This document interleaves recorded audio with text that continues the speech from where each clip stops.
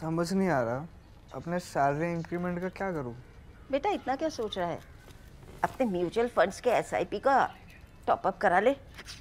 This is the right time. क्या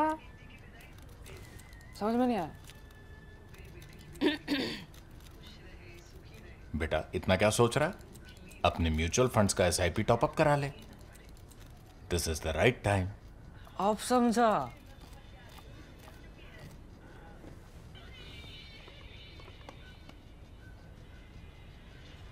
Mutual fund investments are subject to market risks. Read all scheme-related documents carefully. You obviously know about the theory of unintended consequences. When you do one thing, but don't realize that this might have some other effect. Although, talking about Donald Trump, I don't know. I can never say, I don't think anybody can say what is intended and what is unintended. So, what we're talking about in this case is his attacks on many allies, starting with Canada most of all, but his European allies as well, and also other ally, big ally in North America, that is Mexico. His attacks on all of these allies, particularly liberal leaders in these countries or liberals who are ruling these countries, have actually strengthened them. One would have thought that would be conventional logic, but again, dealing with Donald Trump, there is no such thing as conventional logic. There is no such thing as conventional with anything. So his rise, general belief was that will strengthen the right wing all across the world, particularly the democratic world. What this has done instead, that while it has strengthened the right wing in undemocratic world, it has strengthened Putin, for example, it has strengthened Xi Jinping, it has strengthened maybe even Kim Jong-un and some others. It has weakened, it has counterintuitively strengthened the liberals elsewhere in the world. Where do we have the best example? The best example is Canada. In Canada, the liberals were dead in the water, over, end of story. And the Conservative Party under Pierre Poilievre, they were a bit like chasing in a 20-over match, chasing a score of target of 110, batting at 80 for 1 with some 50 balls to go, something like that, right? From that point, things have turned around. Who could turn a T20 match like that so dramatically from such a to bring back a party, bring down a party or a team from such a dominant position? Only Donald Trump could have done it. What has happened in this case? Please see this graphic that we've taken from Angus Reid. Thank you. It's a scissors graphic. A scissors graphic, as I told you, is when from one side data is going like this, the other it's coming like this, or the other way around, and the two cross at some point. When they cross, that's where you see the transition is made. In this case, you see how the liberals have gone from 16%, 16%.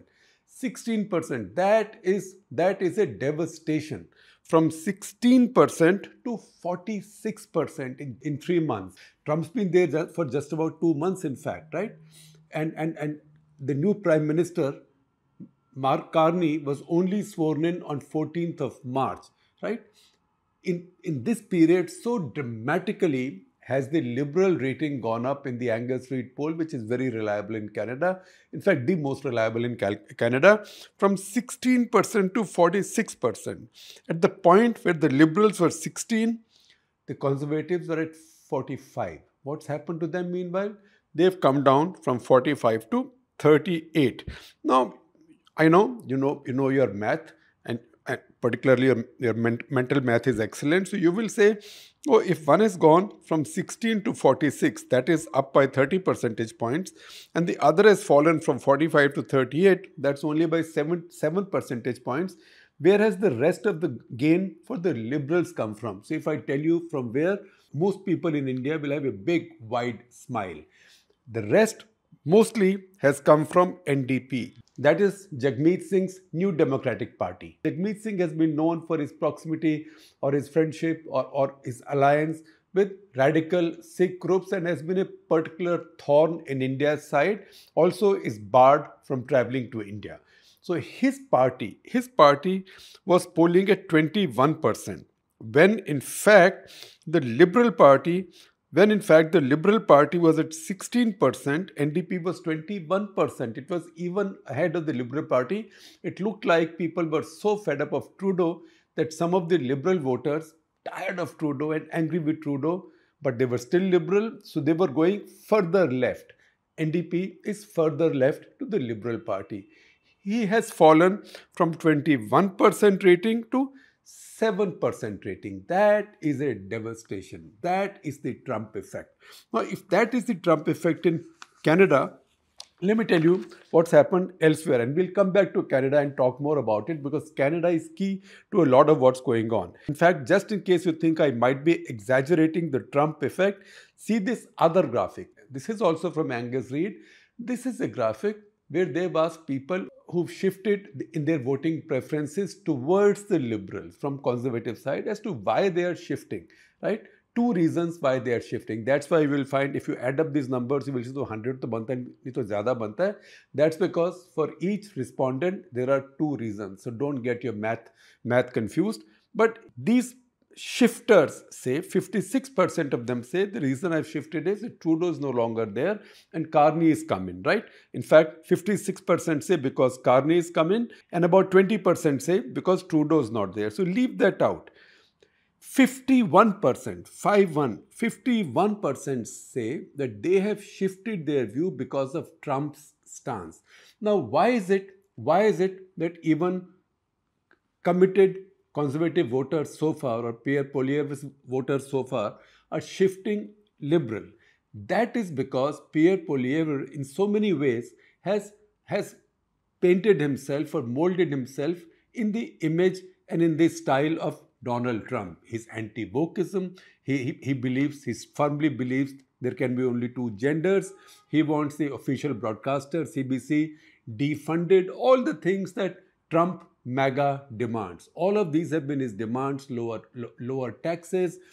He's much more skeptical about climate change and about green taxes, etc. He wants green taxes to go. So a lot of his policies were seen to be similar to Trump's policies. And he would have thought when Trump won that it's happened in the South, now this will happen in Canada. And he was not wrong in thinking that, because if your ratings are 46 or 45 to 16, then you think you are on course to just an easy walk to victory with your eyes shut. That hasn't happened. That has turned so dramatically thanks to Trump. And I've shown you the data that tells us why it is the Trump effect. Now see what's happening elsewhere. Mexico, France, UK, Germany, in all of these countries, liberals or relative liberals have gained strength. In Mexico, the President Claudia Sheinbaum is a leftist, decidedly a leftist. She's actually Jewish in a country where Jewish population is minuscule, really minuscule. But she's risen because she's a popular leader of the left. She's ideological. Now, she has risen in popularity. She's risen in popularity because of the skill and firmness with which she's handled Donald Trump. So she's pretended to crack down on fentanyl smuggling, always a good idea, on illegal immigration through Mexico, always a good idea, but refused to buckle under or go pleading before Trump. So her people have seen her response as dignified and firm, and they've seen her as somebody who has both the skills and the strength to stand up to Donald Trump. In the process, while she was getting unpopular because Mexico's economy is doing very badly, her fortunes have actually turned. At this point, her approval rating has gone up to 85%. 85%. The joker in the pack, literally the joker in the pack, because he started out being a comedian, Volodymyr Zelenskyy in Ukraine, he was getting very unpopular. In fact, by 2023, end of 2023, his popularity had reached its bottom. In fact, by 2023, his popularity had begun to decline quite rapidly, and it had continued to decline. He's made a dramatic turnaround now. One, because his people saw his humiliation in the Oval Office. Second, they saw him walk out stand his ground.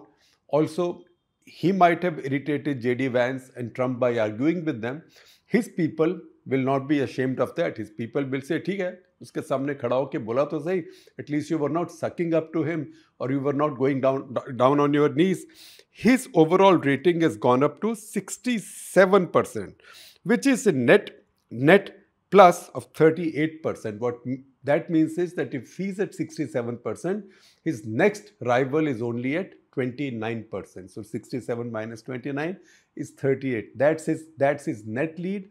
His overall affirmative rating is 67%. In France, Macron has been getting unpopular. He's still quite unpopular. His overall popularity rating is still only 27%, whereas Marine Le Pen's is 35%. But Macron also, again, because of the skill he showed in dealing with Donald Trump, also the fact that he's now joining hands with Keir Starmer and building a coalition of the willing to defend Ukraine, even if the US would dump them. Because of that his ratings have gone up. This month, they've gone up by 6%. In March. In Feb, they'd gone up by 3%. So both months, he's seen an increase. In Germany, it's now widely believed, and all the data and analysis is telling us, that it was the aggressive canvassing for AfD, the right party which the liberals describe as a neo-Nazi party. There was active canvassing for the party by J.D. Vance, by the Trump administration and its people, quite openly Elon Musk with all his tweets and the rest.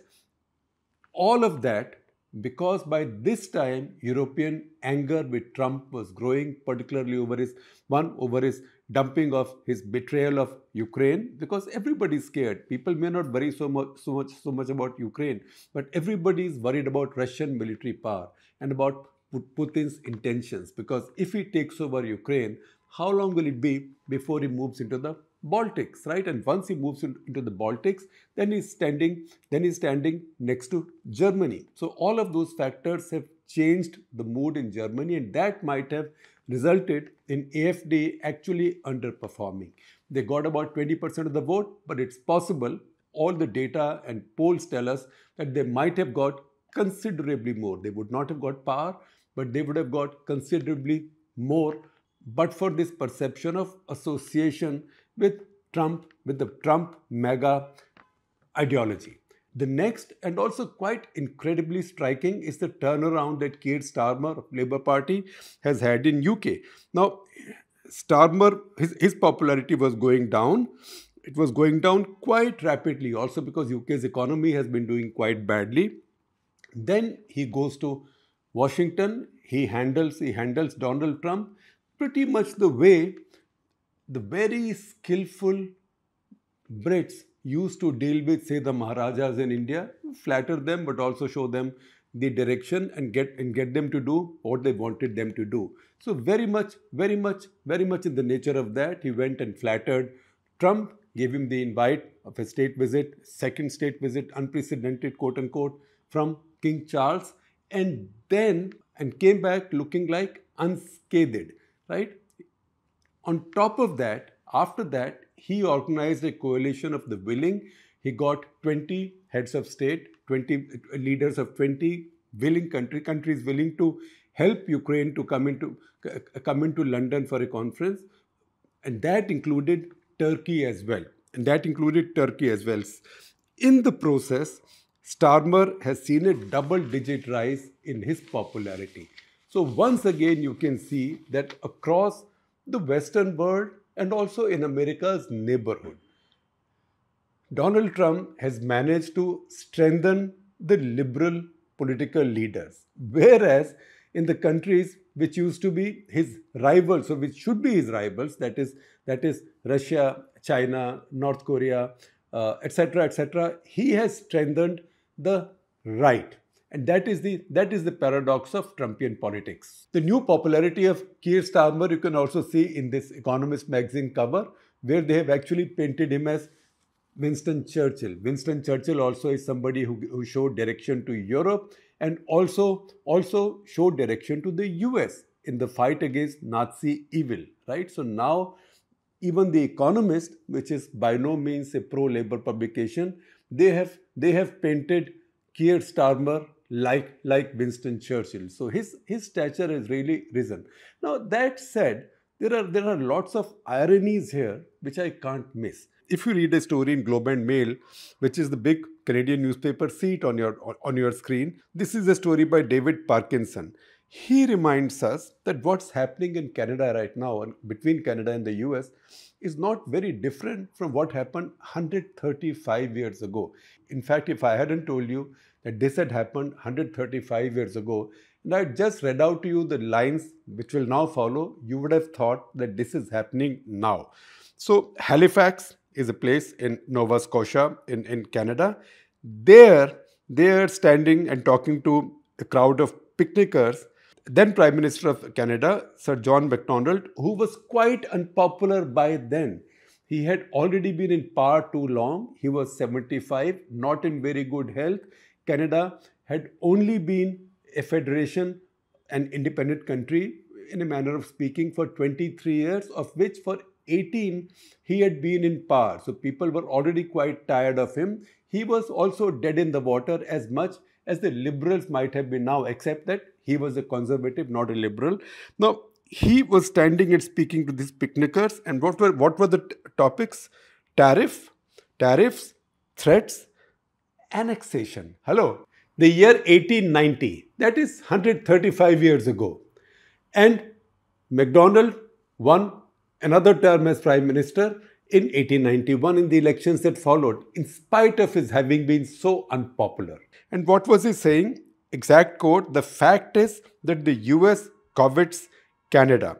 This is when the McKinley Tariff Act had been proposed in America. McKinley Tariff Act proposed 50% tariffs on Canada. Now, William McKinley is the politician Donald Trump is really fond of. He later became the president of America, and we'll talk about that. And his name, Trump, invokes often because he was also a lover of tariffs. In fact, so fond Trump is of McKinley that among his first executive orders, minutes after he was sworn in, or minutes after his inauguration, was renaming, among his first acts, first executive orders that he signed after being sworn in or after his inauguration, was renaming Mount Denali in Alaska as Mount McKinley. That was after this President McKinley. Mount Denali was called so because that is the native language. That is the native language of the Kokun community. The two communities which go together as Kokun and Mount Denali. Denali is a word from their Athabasca native language.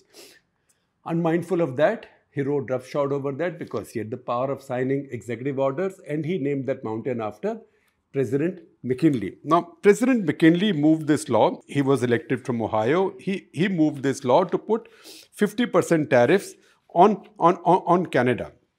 He would then rise to be the future president. He was so obsessed with tariffs that he was also described as the Napoleon of protection. I'm quite sure Donald Trump would love to have that title as well. And I won't be surprised if Macron one day does not remind him of that. In that 1890 speech, then very unpopular Canadian Prime Minister Sir John Macdonald, he said that the message of these tariffs is sinister. It is not commercial. It is not forcing Canada into a commercial union with the US. It is to force Canada into a political union with the US. So conservatives, which until then were very unpopular because of this, suddenly became extremely popular. And Macdonald went ahead to win a fresh mandate. In that election, he campaigned with a Canadian flag. Not very different from what's happening in Canada now. Mark Carney, who until July last year, in a poll in July last year, only 7% Canadians identified who he was. He is a twice former central bank governor, once in Britain, once in Canada, but he was hardly known. He's seen as a technocrat. It's a bit like Manmohan Singh suddenly became so popular in India that he would be poised to sweep an election by himself, even at the head of the Congress party. Something like that's happened in. However, Macdonald was waving the national flag in 1991 in that election. Similarly now, Mark Carney is saying Canada strong. He's saying Canada strong, who's now trying to reposition himself. Earlier he was a Chotu or a mini Trump, right? Now he's trying to say, I am not Trump, I am not mega. Earlier he was saying, मैं भी Trump, now he's saying, मैं नहीं Trump, मैं भी नहीं Trump.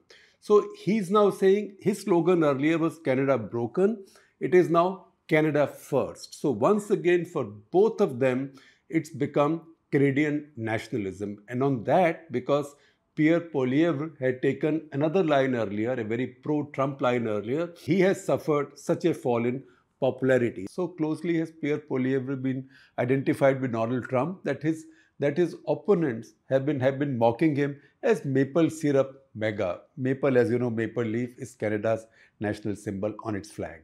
Also see the kind of attacks that Poilievre is now facing because of his mega style ideological positioning, pre-Trump victory positioning. Now his opponents are saying, Carney is saying, first of all, Carney is saying about Trump, he wants to break us so America can own us. And then they are saying for Pierre Poilievre, a person who worships at the altar of Donald Trump will kneel before him, not stand up to him. Now, before I let you go, let me just complete that 1890-91 or William McKinley story.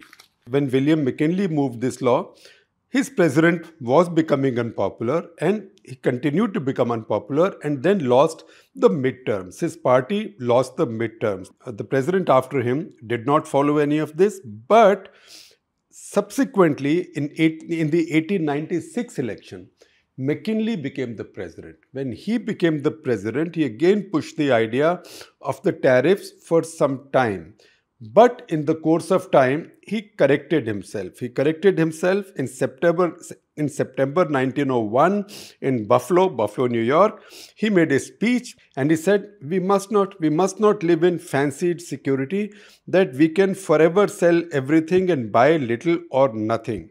It just so happens that 2 days later, he was shot twice in the belly. 8 days later, he died. So I thought this is an interesting footnote to this fascinating turnaround in the global political situation.